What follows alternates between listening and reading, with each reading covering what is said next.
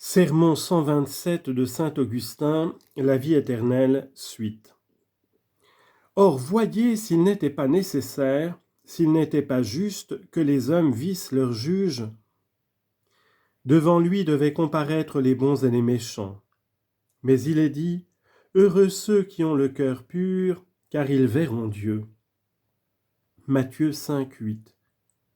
Il fallait donc qu'au moment du jugement, la nature humaine fût montrée aux bons et aux méchants, et qu'aux bons seuls fût réservée la vue de la nature divine. Que recevront en effet les bons ?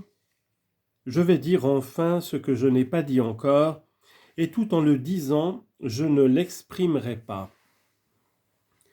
J'ai dit que nous aurons alors la vie, la santé, une santé parfaite, que nous serons exempts de toute peine, n'ayant plus à souffrir ni la faim ni la soif, ni aucune défaillance, ni la crainte de perdre la vue.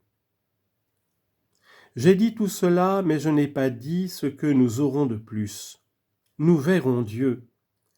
Or, cette vue de Dieu est une faveur si haute et si grande que rien n'y est comparable. Je l'ai dit, nous aurons la vie, la santé et une santé parfaite. Nous n'endurerons ni la faim, ni la soif, ni abattement de lassitude, ni accablement de sommeil. Mais qu'est-ce que tout cela en présence du bonheur de voir Dieu ?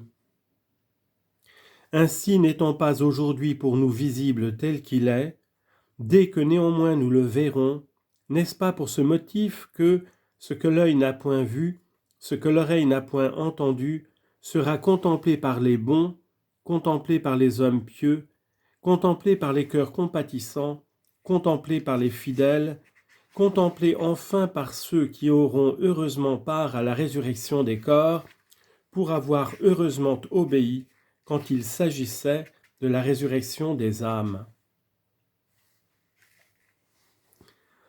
Le méchant aussi verra-t-il Dieu ? Isaïe dit de lui que l'impie disparaisse et ne voit point la gloire de Dieu. Isaïe 26, 10 selon la Septante. Ainsi les pieux et les impies verront sa nature humaine, mais après cette sentence que l'impie disparaisse et ne voit point la gloire de Dieu, il faudra que s'accomplisse envers les pieux et les justes la promesse faite par le Seigneur lorsqu'il vivait sur la terre et que les méchants le voyaient aussi bien que les bons. Alors en effet il faisait entendre sa parole au milieu des bons et des méchants. Tous le voyaient son humanité, mais non pas sa divinité, et tandis que sa divinité dirigeait secrètement les hommes, il paraissait parmi eux comme l'un d'entre eux et leur disait « Celui qui m'aime observe mes commandements, celui qui m'aime sera aimé de mon Père, et moi aussi je l'aimerai. »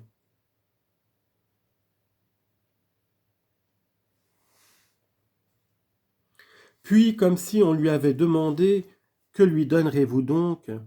Et je me montrerai à lui, poursuit-il. » Jean chapitre 14, verset 21. Quand parlait-il ainsi ? Quand les hommes le voyaient. Quand parlait-il ainsi ? Quand le voyaient ceux mêmes qui ne l'aimaient pas. Si donc il voulait se montrer à ceux qui l'aimaient, c'était sous une forme qu'eux-mêmes ne voyaient pas en lui, c'était comme Dieu, car ils le voyaient comme homme.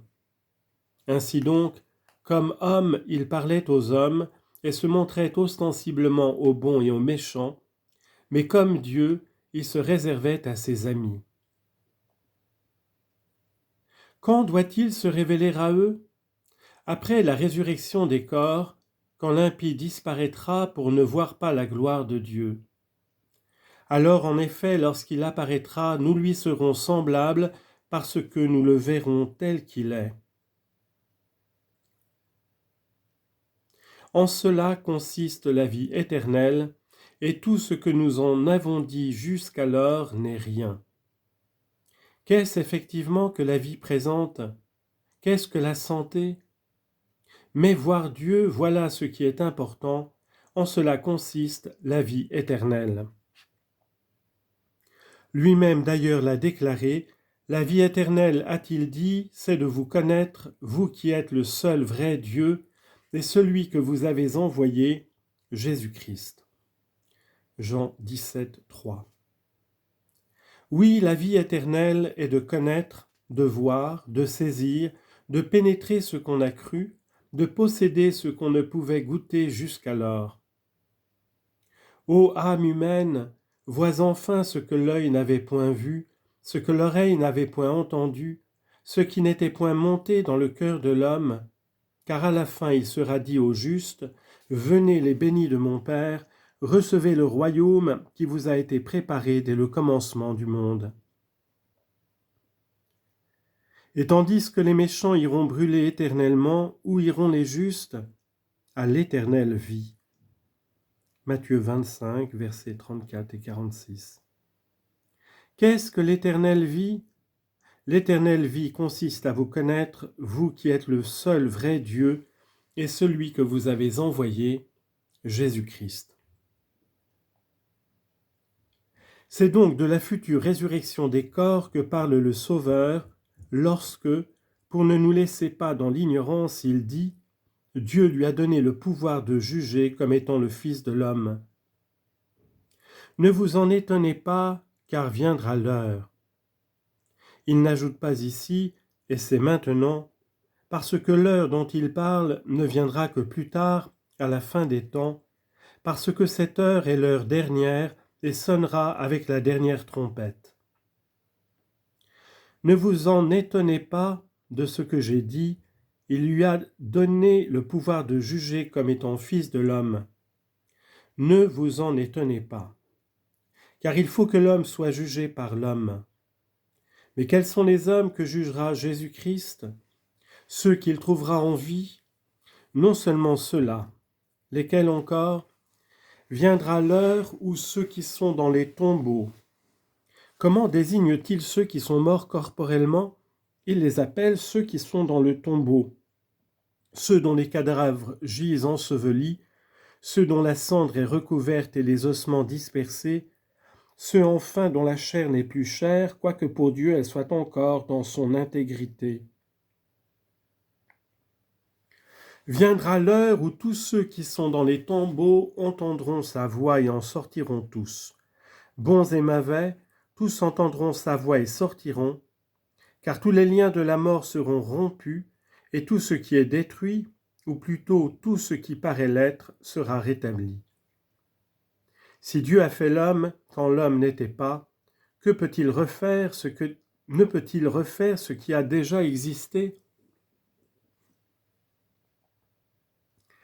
Il n'est sans doute pas incroyable que Dieu puisse ressusciter les morts. C'est de Dieu et non de l'homme qu'il s'agit. Quelle œuvre! Elle peut même paraître incroyable, mais pour y croire, considère celui qui en sera l'auteur. Qui te ressuscitera? Celui qui t'a créé. Tu n'étais pas, tu es maintenant. Et quand tu es créé, tu n'existerais plus? N'en crois rien. En faisant ce qui n'était pas, Dieu a fait quelque chose de plus étonnant, et eux-mêmes qu'il a fait quand il n'était pas, ne croient pas qu'il puisse refaire ce qui a déjà été. Est-ce là notre reconnaissance pour celui qui nous a formés quand nous n'étions pas? Notre gratitude envers lui est-elle de le croire impuissant à ressusciter ce qu'il a créé? Est-ce là la récompense qu'il reçoit de sa créature? Ô homme, te crie le Seigneur, si je t'ai donné l'être quand tu ne l'avais pas, si tu as pu devenir ce que tu n'étais pas, est-ce pour ne croire pas sur ma parole que tu seras ce que tu étais? Pourtant, dit-on, je ne vois dans ce sépulcre que cendres, poussière, ossements. Et tout cela reprendrait vie, forme, chair et beauté? Tout cela ressusciterait? Qu'est-ce donc que cette cendre?